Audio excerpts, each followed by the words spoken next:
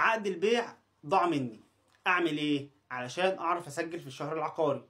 انا نشرت فيديو من شويه كنت بتكلم فيه عن ان في حاله ضياع العقد بتاع الشقه انت مش هتعرف تسجل الشقه بتاعتك، وده طبعا حقيقي 100% طبقا للمنشور الفني رقم 4 لسنه 2025. طيب دلوقتي في اشكاليه كبيره ان عقد الشقه ضاع.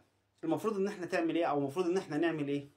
في قدامنا حاجه من الاتنين، يا اما هنعمل محضر في الاسم وناخد فيه شهود من نفس العقار ونعمل المحضر، وبعد كده ناخد صورة المحضر ونطلع بيها على الشهر العقاري نحاول نسجل الشقة، وهرجع لكم تاني في القصة دي.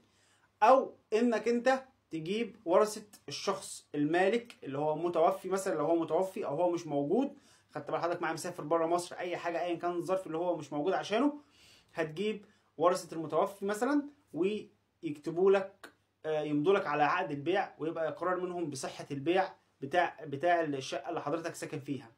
طيب ايه الحتة بقى اللي كنت بقول لك ان هرجع لك فيها؟ المشكلة في حاجة بقى، ان انت حتى لو خدت العقد اللي هو من الورثة مثلا، او خدت المحضر ما يفيد ان العقد ضاع منك، للأسف الشهر العقاري مش هيقبل منك الورق الا بعرضه على المكتب الفني، ومكتب الفني طبعا في الحالة دي ليه الحق ان هو يوافق وان هو يرفض ان هو يسجل الشقة. فالموضوع هيبقى جوازي او استثنائي، ده لو كانوا هيسجلوا لك.